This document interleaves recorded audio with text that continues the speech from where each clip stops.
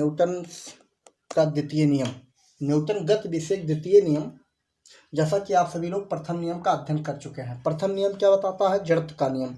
और ये बल के बारे में गुणात्मक बोध कराता है। किसका बोध कराता है? गुण के बारे में बताता है। लेकिन न्यूटन द्वितीय नियम जो है, न्यूटन का द्वितीय नियम जो है, बल के बारे में कौन सा अध्ययन कराता है? बल के बारे में किस प्रकार का अध्ययन बताता है? ये आपका मात्रात्मक बल का किस प्रकार का, गुणात्मक था। प्रथम नियम क्या था? गुणात्मक। लेकिन ये नियम क्या बताता है? आपका मात्रात्मक बताता है। बल के बारे में मात्रात्मक ज्ञान कराता है, ज्ञान कराता है। ध्यान दीजिए। अब मात्रात्मक का मतलब बल की मात्रा कितनी है। इसका मतलब इस नियम के द्वारा हम बल का क्या कर सकते हैं? बल का माप कर सकते हैं। बल का क्या कर सकते हैं? माप कर सकते हैं। क्या कर सकते हैं? माप कर सकते हैं। अब न्यूटन का द्वितीय नियम क्या चीज़ है, इसके बारे में जानते हैं। इसका जो कथन है, न्यूटन का द्वितीय नियम का कथन, स्टेटमेंट जो है, वास्तव में दैनिक लाइफ में आप सभी लोग देखे होंगे। जब क्रिकेट खेला जाता है तो क्रिकेट खेलते समय जब खिलाड़ी ड्राइव लगाता है तो उसी दिशा में क्या होता है? वो आगे बढ़ जाता है। आप महसूस किए होंगे ना। आप दैनिक लाइफ में जब कैच आप पकड़ते हो, कैच, गेंदा को जब ऐसे कैच करते हो तो अपने हाथ को क्या करते हो? ढीला छोड़ देते हो। सही है ना। अच्छा, दैनिक लाइफ में आपने देखा है धोनी जब सिक्स लगाते हैं तो सिक्स जब स्टेडियम में जाता है, किसी दर्शक को लगता है वो घायल हो जाता है, परंतु वही गेंद जब खिलाड़ी को लगता है तो घायल नहीं होता है। महसूस कुछ कर रहे हैं ना क्या चीज़ हम बात कर रहे हैं? न्यूटन गति विषयक द्वितीय नियम की हम बात कर रहे हैं। ऐसा नहीं है कि हम क्रिकेट खिला रहे हैं। अच्छा, जो है न्यूटन सेकंड लॉ कई प्रकार से भी कहा जा सकता है, लेकिन इसका कथन जो है, कहा जाता है संवेग परिवर्तन की दर किसके बराबर होता है? बल के बराबर। ये कथन जो है, संवेग परिवर्तन की दर, संवेग परिवर्तन की दर किसके बराबर होता है? बल के बराबर होता है। संवेग परिवर्तन की दर किसके बराबर होता है? बल के बराबर होता है। बराबर होता है। एक तो ये कहा जाता है, एक कथन। और सेकंड कथन की अगर बात करें तो ये कहा जाता है कि बल जो होता है, किसी भी वस्तु पर जब बल हम लगाते हैं, जैसे आपके सामने ये देखिए, आपके सामने ये रहा उदय त्रिपाठी का नैनो लखटकिया कार है। ठीक, अब उदय त्रिपाठी इसमें बैठकर बेलभरिया क्या करेंगे? सैर करेंगे। कहाँ सैर करेंगे? बेलभरिया। ठीक, ये उदय त्रिपाठी का क्या है? नैनो लखटकिया कार है। ठीक, इस नैनो लखटकिया कार, अब मान लीजिए एक स्टार्ट नहीं हो रहा है। एक क्षण के लिए आप कल्पना करिए, स्टार्ट नहीं हो रहा है। ठीक, ये देखिए, इसमें एक जो है ड्राइवर बैठा हुआ है। क्या बैठा हुआ है? एक ड्राइवर, और दो सवारी बैठे हुए हैं। कितने सवारियां हैं? दो सवारी। अब इस पर क्या किया जाएगा? अगर स्टार्ट नहीं होता है तो प्रियंका यादव उसी समय मिल जाती हैं, और प्रियंका यादव कहती हैं, उदय अगर ये कार स्टार्ट नहीं हो रहा तो एक काम करो। तो उदय कहते हैं क्या किया जाए? तो कहेंगे धक्का लगवा दो। क्या लगवा दिया जाए? धक्का। अब इसको जब धक्का लगवाओगे तो धक्का लगवाने पर क्या होगा? ये स्टार्ट हो जाएगा कि नहीं होगा उससे हमारा कुछ लेना देना नहीं है, परंतु इस पर क्या लगाया जाएगा? धक्का। क्या लगवाया जाएगा? धक्का। तो आइए लगाते हैं धक्का हम सभी लोग। धक्का लगाओ भाई, धक्का लगाओ। क्या लगाया जाए? धक्का। ये देखिए, धक्का लगाने के लिए तैयार हो गए हैं। 2-3 लोग क्या कर रहे हैं? धक्का लगा रहे हैं। जब इसको धक्का लगाएंगे तो निश्चित रूप से ये क्या होगा? आगे की दिशा में बढ़ेगा।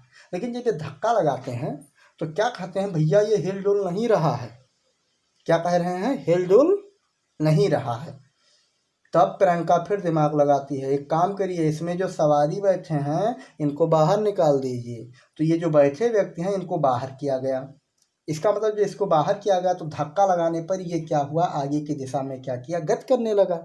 अब आप सोचिएगा, जब इस पर वो व्यक्ति बैठा था तो इसका मतलब उसका द्रव्यमान क्या था? ज़्यादा था।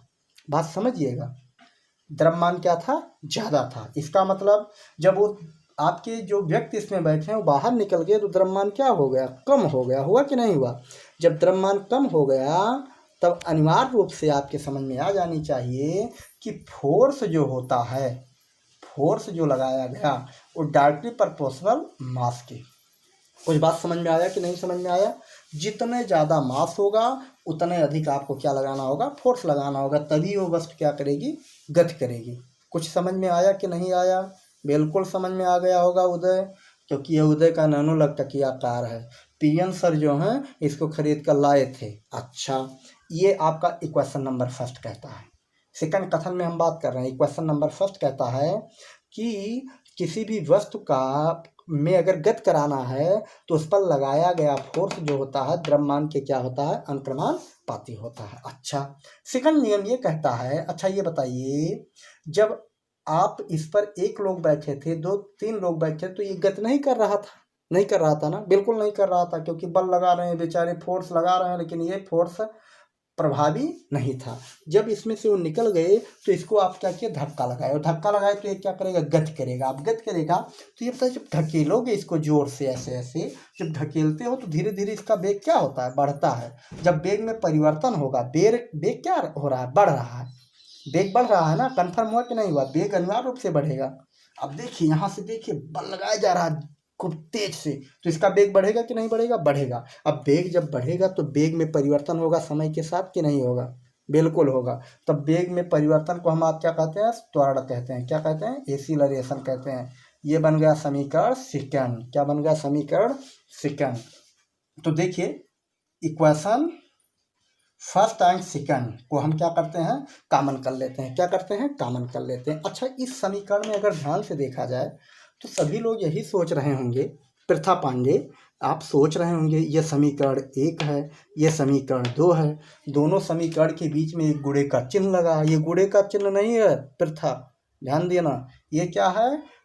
अनुक्रमानुपाती का चिन्ह है। क्या है? अनुक्रमानुपाती का चिन्ह है। अच्छा, अनुक्रमानुपाती का चिन्ह का मतलब होता है इसका मान बढ़ेगा तो इसी क्रम में, सॉरी, इसका मान बढ़ेगा तो इसका मान आपको क्या होगा? बढ़ाना होगा। फोर्स का मान बढ़ेगा तो गतिशील होने के कारण एक्सीलरेशन का मान क्या होगा? बढ़ जाएगा। अच्छा, अब दोनों को एक साथ करें तो लेफ्ट हैंड साइड क्या है? समान है, तो इसको हम कह सकते हैं F directly proportional M A म, क्या लिखा गया? म, एफ डायरेक्टली प्रोपोर्शनल म, या फिर आप कह सकते हो एफ बराबर के एम ए, के एम ए, के एम ए, वेयर के क्या है? बल नियतांक है। क्या है? बल नियतांक, नियतांक है, और जिसका प्रयोग के आधार पर के की वैल्यू कितनी मिलती है? 1। वाई एक्सपेरिमेंटल जो वैल्यू प्राप्त होता है के की कितनी प्राप्त होती है? 1। ये किसके आधार पर पाया जाता है? प्रयोग के आधार पर। प्रयोग के आधार पर के की वैल्यू कितनी मिलती है? 1। तो सूत्र बनकर तैयार हो गया, एफ बराबर एम ए। यही आपका न्यूटन का कौन सा नियम है? न्यूटन का द्वितीय नियम है। पहला कथन तो आपका संवेग परिवर्तन की दर, ये भी आपका क्या बता रहा है? ये भी एक तरह से न्यूटन के गति का द्वितीय नियम भी ये भी है, परंतु यहाँ से देखिए हम सेकंड बेस से इसको बताए हैं। सेकंड स्टेटमेंट से हमने बताया कि एफ बराबर क्या मिला? M a. तो इस स्टेटमेंट को हम क्या लिखेंगे ये जानना जरूरी है। क्या लिखेंगे? इसको हम क्या करते हैं? डिलीट कर देते हैं। केवल समझाने के लिए मैंने इस्तेमाल किया है। क्या किया हमने? समझाने के लिए। तो इस नैनोलकटकीय कार में सभी लोग बैठ कर अब कहाँ चलेंगे? कहाँ चलेंगे? टूर चलेंगे। तो आइए सेकंड कथन से आपको हम समझाते हैं कि कथन क्या होगा। अच्छा, अगर कथन की बात करें तो कथन में हम लिख सकते हैं ना, जो अभी ये देखिए मात्रात्मक ज्ञान कराता है। किसका ज्ञान कराता है? मात्रात्मक ज्ञान कराता है। इसका मतलब बाह्य बल या किसी पिंड पर आरोपित बाह्य बल, किसी पिंड पर आरोपित बाह्य बल उसके द्रव्यमान, क्या कहोगे? अभी अभी पाए थे एफ बराबर एम में, पाए थे कि नहीं पाए थे? पाए थे, बिल्कुल पाए थे। उसी पर बात कर रहे हैं। किसी पिंड पर आरोपित बाह्य बल उस पिंड के द्रव्यमान, मास जिसे कहते हो, द्रव्य का मान, द्रव्यमान व उस पिंड के द्रव्यमान व त्वरण को क्या कहते हो? एक्सीलरेशन के क्या होता है? के अनुक्रमानुपाती होता है। क्या होता है? अनुक्रमानुपाती होता है, अनुक्रमानुपाती होता है। कुछ बात समझ में आया प्रियंका या प्रथा पांडे? बात को समझ में आया बेटा? बिल्कुल आ गया होगा। जो अभी हमने प्रूव किया था उसी को कथनात्मक लिखा है। अतः हम कह सकते हैं बेटा, ये देखें, चाहे आप ये स्टेटमेंट लिखिए, ये वाला स्टेटमेंट लिखिए, चाहे आप ये वाला स्टेटमेंट लिखिए, दोनों स्टेटमेंट प्रभावी है, ऐसा नहीं है। अभी इसकी भी सहायता से हम दिखाएंगे आपको प्रूव करके। पहले नंबर इस स्टेटमेंट को आप देख रहे हो, अनुक्रमानुपाती होता है। अतः हम कह सकते हैं, अभी निकाले थे, F directly proportional M a, पाए थे कि नहीं पाए थे? देखिए, तो एफ बराबर क्या हो जाएगा आपका, के कांस्टेंट लगा दीजिए। और कांस्टेंट जो लगाया जाता है, ध्यान रखना, कांस्टेंट जो लगाया जाता है एफ एम ए, ये जो आपके संकेत हैं इससे क्या होने चाहिए, अलग होने चाहिए। तो के एम ए हो जाएगा, के एम ए, चाहे जो लगाइए, आप स्वतंत्र हो। ऐसा नहीं है कि आप चौहान सर ने कहा के ही लगाइए तभी मान रहेगा ना। एफ एम ए को छोड़कर कोई भी आप नियत अंक यहाँ दर्शा दीजिए, वहां लिख दीजिएगा। क्या लिख दीजिएगा? क्या है? बल नियतांक। क्या है? बल नियतांक। इसका मान कितना होता है? 1 होता है। ये प्रयोग के आधार पर के की वैल्यू कितनी मिलती है? 1। तो एफ बराबर क्या हो जाएगा? M a. क्या हो जाएगा? एफ बराबर क्या हो जाएगा? M a. देखिए, ये सूत्र आ गया ना, एफ बराबर मात्रात्मक बोध हुआ नहीं कि फोर्स का वैल्यू हम निकाल सकते हैं। अगर आपके पास द्रव्यमान पता हो, त्वरण पता हो, तो हम फोर्स की वैल्यू क्या कर सकते हैं, निकाल सकते हैं कि नहीं निकाल सकते हैं प्रियंका? बिल्कुल निकाल सकते हैं। तो इस प्रकार से आपने देखा कि ये जो आपका नियम आया एफ बराबर एम में, ये किसको शो कर रहा है? न्यूटन के कौन सा नियम को? न्यूटन का द्वितीय नियम को बता रहा है। ये किसको बता रहा है? यह न्यूटन का कौन सा नियम है? न्यूटन का कौन सा नियम? द्वितीय नियम। द्वितीय नियम को क्या करता है? बताता है। बताता है, बताता है, बताता नहीं, बताता है।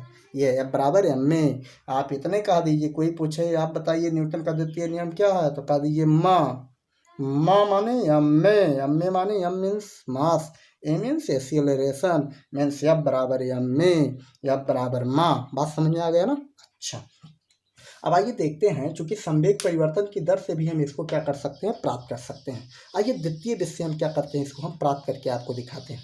या फिर हम क्या कर सकते हैं, दूसरे मेथड का भी इस्तेमाल कर सकते हैं। अभी देखिए, एफ बराबर एम में हम करके आपको लाकर दिखाते हैं।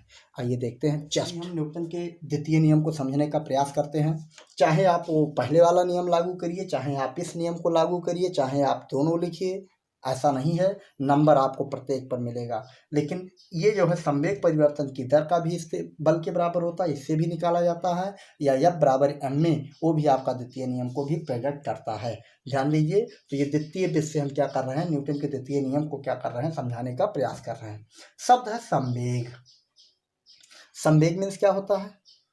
सोच रहे होंगे लोग कि संवेग, वेग तो समझ में आता है, क्यों प्रियंका? वेग तो समझ में आता है ना आपके। अब नीलेश द्विवेदी बताइए भैया, संवेग शब्द है ना, तो संवेग मीन्स क्या होता है? हाँ, यहीं से पकड़ लीजिए, यही महत्वपूर्ण चीज है। बात समझ में आया?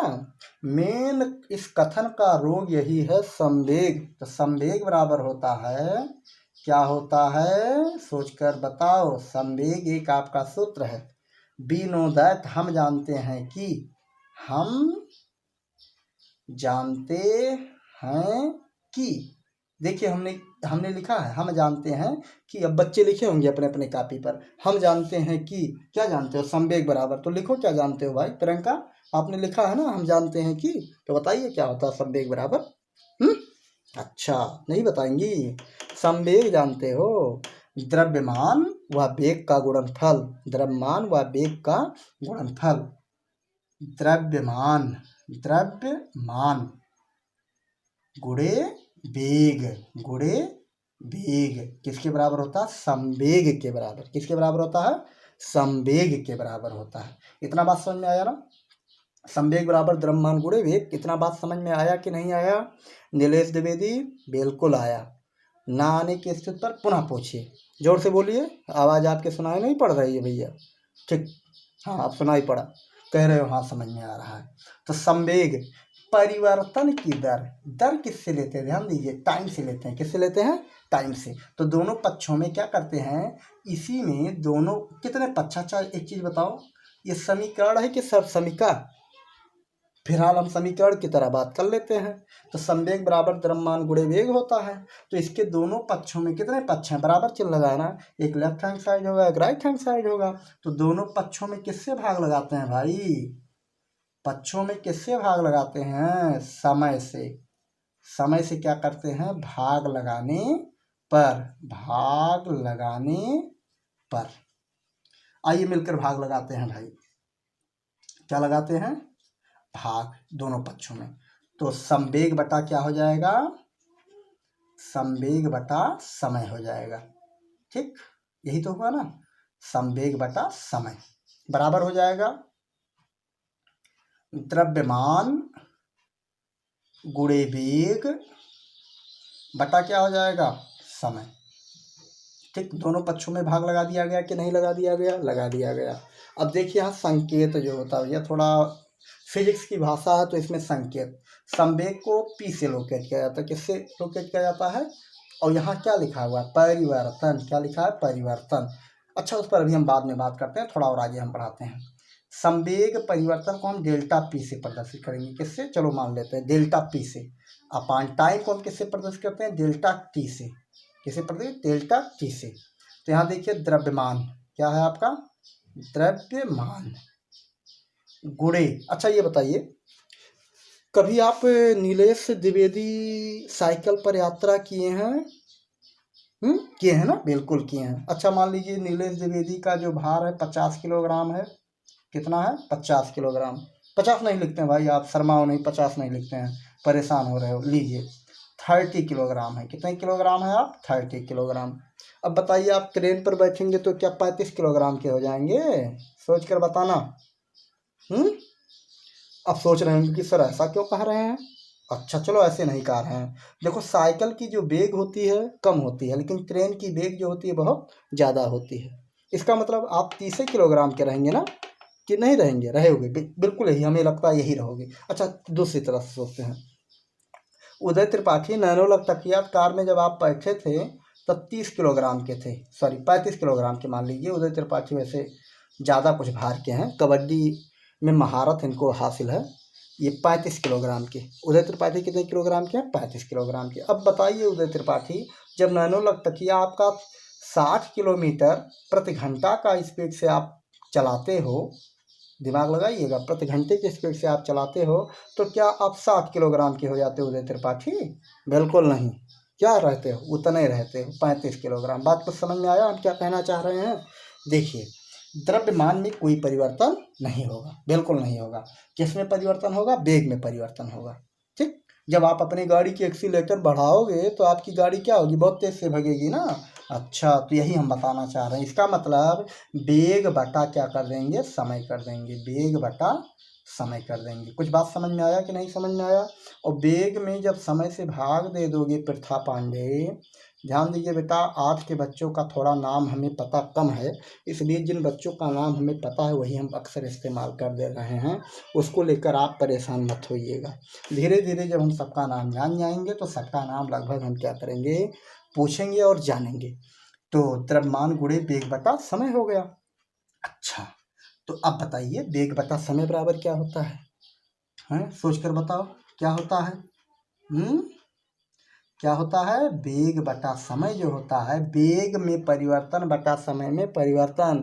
जैसे क्या कहते हो, त्वरण कहते हो, समझ में आया कि नहीं आया, क्या कहते हो, त्वरण कहते हो। कुछ समझ में आया कि नहीं आया, आया। और इधर क्या आया आपका, डेल्टा पी अपान डेल्टा टी, आया कि नहीं आया कुछ समझ में। अच्छा अब आप बताओ प्रथा, द्रव्यमान को हम किससे प्रदर्शित करते हैं, यम से कि नहीं करते हो, यम से ना। और एक्सीलरेशन को किससे प्रदर्शित करते हो, ए से। तो देखिए माँ आया कि नहीं आया, प्रथा सोच के बताओ बेटा, आया कि नहीं आया, आ गया, बिल्कुल आ गया ना।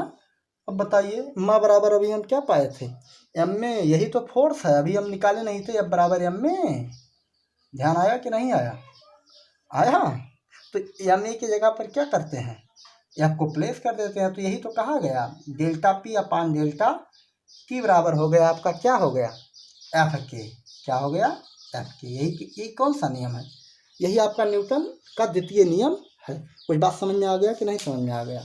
इस प्रकार से हम आज आपको गति का द्वितीय नियम समझाने में सफल हुए हैं। इससे संदर्भित और बातें हमें चर्चा करनी है, जो कि कुछ उदाहरण के माध्यम से हम जस्ट आपके नेक्स्ट वीडियो में उपलब्ध होंगे।